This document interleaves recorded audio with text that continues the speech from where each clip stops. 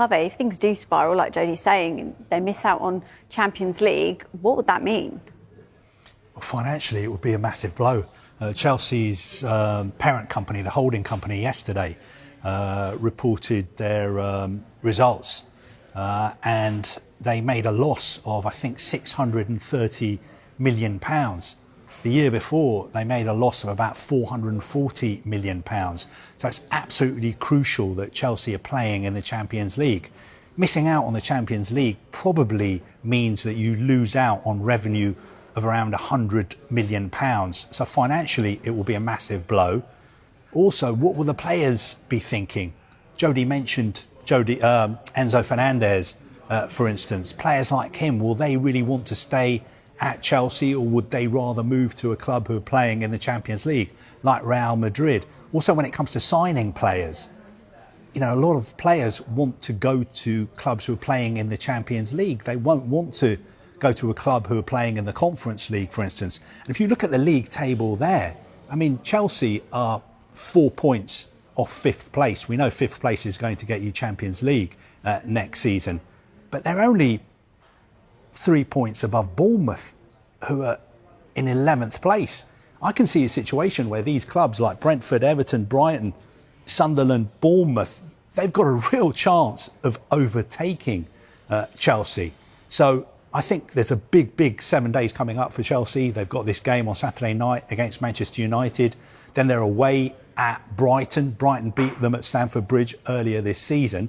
Then they've got a cup semi-final at Wembley against Leeds. So Liam Rosenior is under a lot of pressure, and he needs to turn things around very, very quickly. Yeah, let's take a look at the remaining fixtures then. Jodie, do you see them finishing the Champions League? At the moment, if I was being brutally honest, I don't see us finishing in Champions League places, and that's even when we're lucky enough in this country to have 5 which make up the Champions League places. So I think it would be disastrous, and I'm with Kaveh there. I mean, how that would look for the club from a financial aspect, I mean, I don't know. I mean, I'm not sure we've got any car parks or other women's teams that we can buy. I don't know what other loopholes. The other loopholes that we can jump through. And then when you talk about what players will want to come to the club, you go, okay, that's by the by for me, because I'm going, well, if you then have to start losing players, where are we going to get any profit from a load of these players? Apart from Cole Palmer and Esteval's definitely not going to be sold. I don't see us getting much profit on many of the players that we've signed anyway. So I'm like, I don't know where that leaves us financially. So who knows? Who knows? But at the moment, it's not looking good. There is one thing. I was reading an article by Martin Samuel in the Times today, who said that the last time Chelsea went 4 league games without scoring a goal was back in the 97-98 season, when you were playing for them. Yeah, well, that's probably why. But he said you said you did go on this run, but at the end of that season, you won the League Cup and you also won the European Cup Winners' Cup. Mm. Yeah, I mean, it can. Yeah, unfortunately, we're not in anything though, are we? Do you know what I mean? At the minute with this, but yeah, I just luckily we did win the Club World Cup, because how lucrative that was for us as a club. But yeah, listen, it's looking very difficult for me. Very difficult. You mentioned the frustration of the players, and then that spilling out into the fans. In terms of the players, does it feel like they're not playing for Rosenior? I don't know. I mean, it's hard to say those words. I mean, it can be.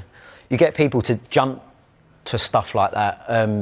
I think it's easy. It's an easy thing to go to when you're losing results, and particularly when you're on the run that we're on. And listen, Liam, since he's come to the club, I think people are maybe taking shots at him at every opportunity that they can, just because they feel maybe he's got the job maybe a little bit quicker than some would perceive that he deserves. But I think he's a big boy, and he can deal with it, and he can take it on his shoulders. But I think that's just an easy thing to go to and say that players ain't playing for the manager the minute you start losing results. But yeah, I mean, it's not looking great for us. I'm just really disappointed at the moment that we're not seeing a Chelsea that are competing properly against the decent teams. The moment we're playing against your Arsenals or your Man Cities and all that, we're we're kind of getting rolled over, or your PSGs, we're getting rolled over very easily.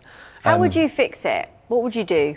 I mean, I don't know. Without being in there and working with the players and seeing what's going on inside the club, because it's hard to pick what you would fix by watching our performances anyway, because there's not much that you would look at and say, oh, I'm really enjoying this, or if you tweak this and maybe pick that player and pick this player. At the moment, 2 years making mistakes, it's probably a sign of where we're at.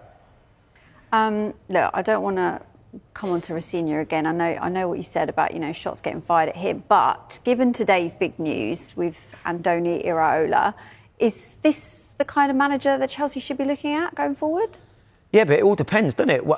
I mean, what do you want from your manager? If you're going to allow your manager to manage and dictate who he plays, how long they play for, who can be selected, what type of style you want to play, then maybe. But I'm not so sure that that's what's going on at the club at the moment. I mean, they've clearly appointed Liam. They know Liam. Liam's worked for the club in another country already. He's close with people that are there. I mean, what's the point of appointing Liam if you're then just going to move him on because the results have gone bad, if you've got this big, long-term, big picture? But yeah, Areola, in any other circumstances, I'm going, someone who's performed at that level at a club like Bournemouth, absolutely he would be on a club like Chelsea's radar. Whether he's on their radar in the current regime or how they're looking to take the club forward and how they want their coaches to work, I'm not so sure someone like Areola would be looking at a club like Chelsea.